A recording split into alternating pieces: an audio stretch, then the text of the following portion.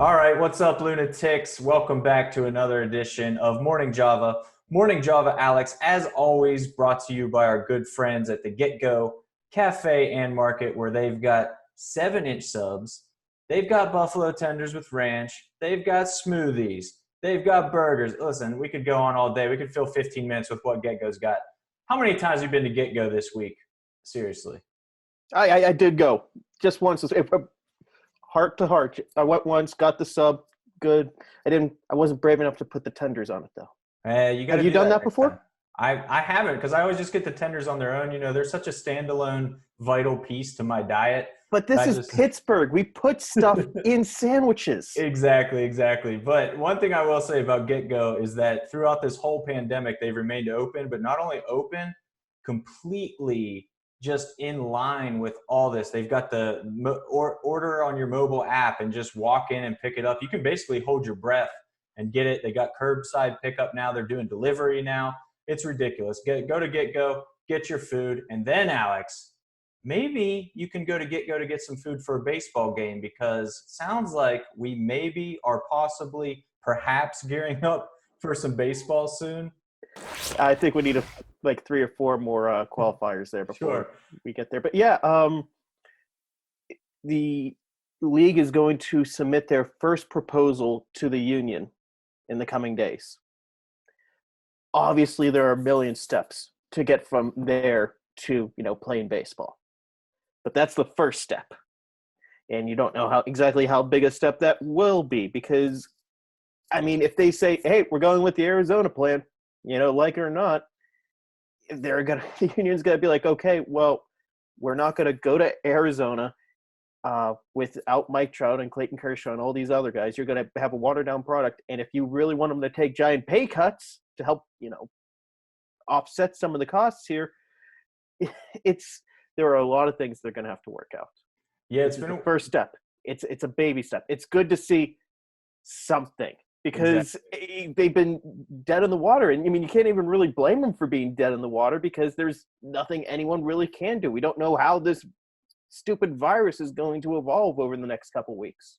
Yeah, that's exactly where I was going with it because I mean, you were down in spring training in Bradenton whenever they were doing the deep cleaning. I had like sci-fi movie visions in my head whenever they explained the way they were deep cleaning these facilities, like everybody getting quarantined and like sprayed down with lye and whatnot.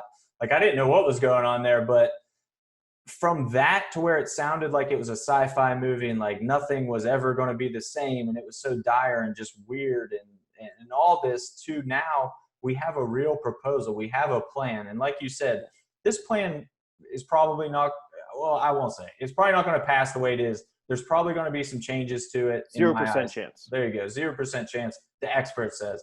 So I'm just saying it's something. Like you said, it is progress and it's demonstrable progress at that. And a very hard plan. That's something that fans can latch onto that says, hey, baseball is actually coming back. We didn't forget about you guys. We haven't been stringing you along. I think on that level, this plan was really, really big news. But like you said, there's some major flaws in this, especially, I mean, you mentioned the two names, Mike Trout, Clayton Kershaw. You can't have baseball without guys of that caliber. No, and it's not even just guys of that caliber. Like Derek Holland has come out and said, like, hey, I got some reservations about this. I mean, he's newly engaged. He'd probably like to spend some time with his fiance. And if it's the choice between playing 3 months by yourself in a biosphere in Arizona or, spending time with your loved ones, I mean, there's only so many times whenever, you can throw a couple millions of dollars at someone and say, like, hey, go to ends of the earth, for us. I mean, you and me, I mean, we would do that, but if you have a couple hundred million in the bank, who cares? For sure. You're not going to miss a meal. Yeah, I think The league does not have much negotiating power, I think is going to be the real thing. I mean, both sides are very motivated to get, a season in. The players are going to make a lot of concessions to make that possible.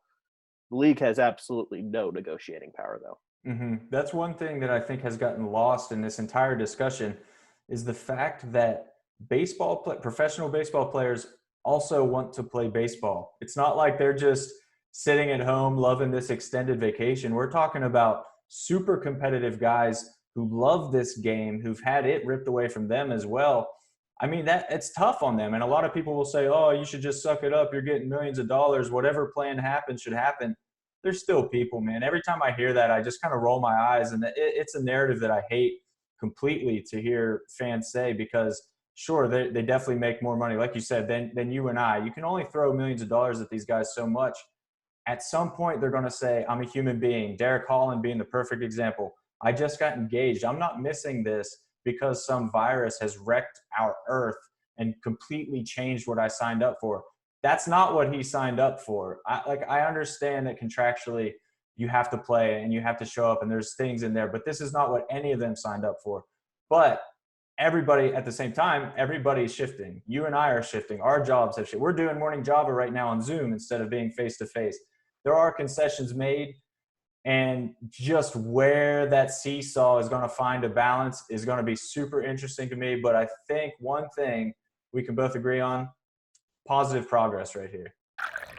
All right, Alex, let's move on to something fun. I don't know. Is this fun? Depressing? The conversation has to happen. The Pirates have the lowest payroll in the majors, not just the lowest payroll in the majors, the lowest payroll in the majors since 2014, which is 6 years ago. That's a long time ago. That's a lot of years, a lot of payrolls to process to still hold down the absolute basement floor of that. I'm not going to ask if you're surprised, but I am going to ask if you think it's a bit as big of a deal as the internet clearly does right now. Yeah, this segment is brought to you by Gecko's new spiked slushies.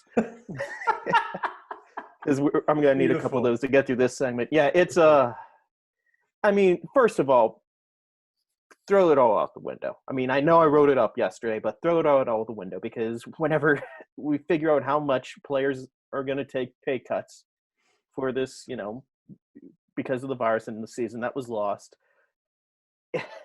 a lot of people are going to be making a whole lot less money. But yes, on paper, 54.3, I think, was the official number. Not great. Yeah. Not great. But whatever you look at, some of the places where they lost some of that payroll, like Starling Marte was traded. Well, that was a pretty good trade in my book, especially whenever you look at it now. And if, heaven forbid this season is canceled, that trade will look a whole lot better, because you basically got the package of 2 years of Starling Marte for trading away one. You don't know that whenever you make that trade, but that makes it a whole lot better. Sure. Losing Cervelli, yeah, it was time for him to go. Players, left in free agency. One was arrested. It wasn't, this clear, every move was motivated by payroll. The motivation was we have to have the lowest payroll in baseball. No, the moves that they made happened to get them to that point. No, and this is by no means a defense, but no, I'm not too surprised to actually answer your question. It's probably not going to be high for at least a couple years. I mean, it flirted around 100 million, in 2016, 2017, whenever they were half-heartedly trying to recapture that 2015 magic. It could get up to there again at some point. Yeah, so it's not now, and probably not for a couple years. Yeah, that's one of the most interesting things within this story, was that there's the Pirates only have 3 players making above the league average. That really stuck out to me, and I think the league average was 4.4 million a year. Which has been stagnant for the last 5 years. You sure? And Josh Bell, I think, was 4.8, and Polanco and Archer were both right around 9. So Josh Bell is just barely above average, and then Polanco and Archer, of course, basically double average. It's just crazy to me, man. And I think you hit on something super valuable there in saying just that you're not surprised, because none of us are surprised. But within that also, I liked what you were saying there. I think what you were getting at, it wasn't a deliberate tank job. Whenever you hear about these teams just in various, this goes across sports. This isn't baseball specific by any means, but you hear about a team tanking. The Pirates absolutely did not tank. I love that you brought up those trades, because the Pirates have actually low-key made some really good moves, some really good roster moves over the past couple of years, I think, that got them younger and cheaper players, which is just smart. I mean, it's a beating a dead horse between you and I, and even you can throw in DK into this discussion. I know he agrees. This Pirates team was not some 50-win roster, some 60-win roster that everybody says. This is a decent team they're fielding, and I know I'm ready for it. I'm putting on my bulletproof vest and ready for the pitchforks and whatever else you guys are going to throw at me. Getting a young, competitive team on the cheap should be the goal of everybody. That's just smart to get younger and cheaper. So in a way, the way the Pirates have done now, of course, have they missed out on some free agent opportunities to put themselves over the top and spend some money? Of course. But getting younger and cheaper is not a bad thing on the surface. To me, I think that shows some just solid moves. Yeah, and you know what? There's a running meme on Twitter where Billy Beane will make 6 trades and his team gets either this much better or this much worse, and they shed, $10 million of payroll. It's like, Billy Beane, what a genius. Yankees go sign Garrett Cole. I just don't see how that could really work out. Yeah. So the cost thing does kind of get played up way too much. But yeah, like you said, the goal is to have maybe to rephrase it, not, an inexpensive team, but a consistent winner. And the best way to do that would be a team that has, young, controllable players. The Pirates have a couple of those guys inherited from last year. A couple more of them are, still labeled as prospects right now, like Mitch Keller and Brian Hayes, who are basically ready. There are a couple other guys in the farm system, Brendan Malone, O'Neal Cruz, who I think could be mainstays. So they have some of those young players. They have those cost control players. They have those players that could be here for a while. It's just going to be a couple years of really low payrolls before, they build up that time and they build up into arbitration and stuff like that. So I see those comments like, abandon the Pirates until they have a $130 million payroll. Well, see ya whenever. Well, at least we know our comment section will be flowing freely until then.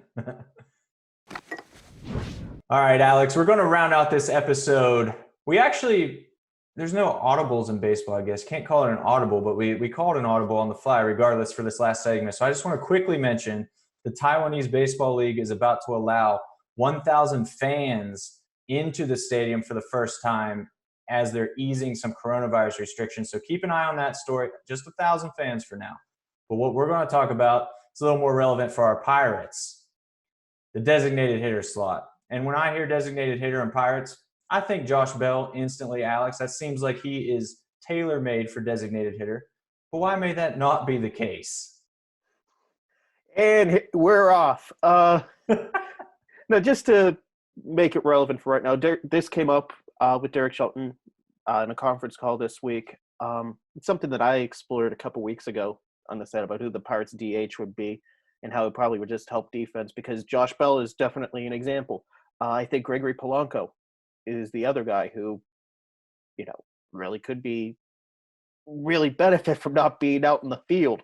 I know this last injury was a base running injury, but you look at that career, he's had so many mishaps in the outfield and, less wear and tear on the body. He needs to be healthy to hit, first and foremost.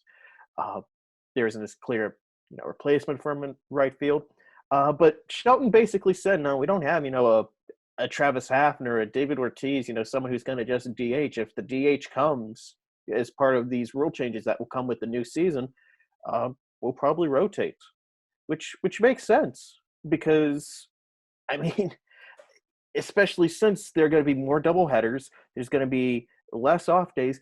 Guys are going to get worn down sooner. So this is a chance to keep their bat in the lineup and, make sure that they, get off their feet. It seems like it's inevitable for this year. And I have, I don't have anything to 100%, back that up. But if there are going to be these radical realignments where American League teams and National League teams come together, the DH is going to be a part of it. Yeah. I like it as a maintenance move. I think you touched on that, and that's a really great point because we've talked about this repeatedly across sports. Once again, this whole coronavirus thing has just completely put a strain on the athletes' conditioning and what they're able to do to get ready. And baseball players are no different, especially if you're going to condense that many games into that short of a period. I know baseball doesn't have the optics of football where you have bodies slamming into each other on every play, and you've got people flying around and just obviously visibly getting hurt. But there's a very real wear and tear put on a baseball player's body all the same. And they're going to be more prone to injury, I think, this season when you condense it and just kind of smoosh everything in with less time for recovery. So using the DH, like you said, as kind of maintenance to help just keep their bodies fresh and everything that just makes a ton of sense to me. But one thing I also think is interesting is beyond this season, do you see the DH sticking beyond this season? If they do introduce it, do you think it's just here to stay for good? Yeah, I mean, it's going to be here for good. I mean, a lot of pitchers don't actually hit until they get into AAA. And whenever they do, it's only whenever a National League team faces another National League team, which isn't always the case whenever you have AAA. I mean, they intermingle. So I think, yeah, once it comes through, it's here to stay. Do you know the story? Just rambling time. Do you know the story why there is no National League DH? Take me on a journey, Alex. Take me there. After the 1980 season, it was proposed by the St. Louis general manager to bring the DH to the NL. It had been a success in the American League. They wanted to get more offense in there. St. Louis especially would benefit from it. They wanted the DH. They pushed hard for it. And there was going to be a vote. And 12 teams, 7 of them had to approve it. And they had the provision, they had the proposal, and there was a provision that the Phillies general manager did not know about, and he did not know how he would want his owner to vote. So he tried contacting him, and he was out fishing. And in days before cell phones, they couldn't get a hold of him. Yeah. So he panicked, and he abstained. And the Pirates general manager came in, and he was brought in with the exact instructions of do what Philadelphia does. So he abstained too. National League fell 2 votes short. No DH. It hasn't been brought up to a vote since. This is going to be the end of that wonderful story. That sounds fake. John, it's real, though. It's real. Only in 1980s baseball. I wish I was alive for 1980s baseball because it is simultaneously the best and the worst in baseball history. That really is a beautiful story. I need anybody watching this Java right now to go fact check Alex and hit me up. Let me know if Alex just pulled one over on me because that sounds fake. But I do love it. And I do think the DH ultimately, I kind of feel bad for Stephen Brault in all this. I'll say that. It was so fun watching Stephen Brault hit and knowing how much he loved hitting. Like when you had a pitcher that could hit, it brought a little extra pizzazz to the game. And I understand it's a very rare occurrence and maybe it doesn't make sense. Maybe I'm just a softie. I liked it. Are you going to miss it if it goes away? Oh, yeah, I'm anti-DH, grand scheme of things. And even though I love seeing, Steven or Musgrove hit, there are 4 other pitchers who were just absolutely incompetent with the bat in their hands. But that story is true. The Phillies general manager tied an onion to his belt, which was the fashion of the time. All right. We're done here, people. Tell him what that's a reference to. Get out of here.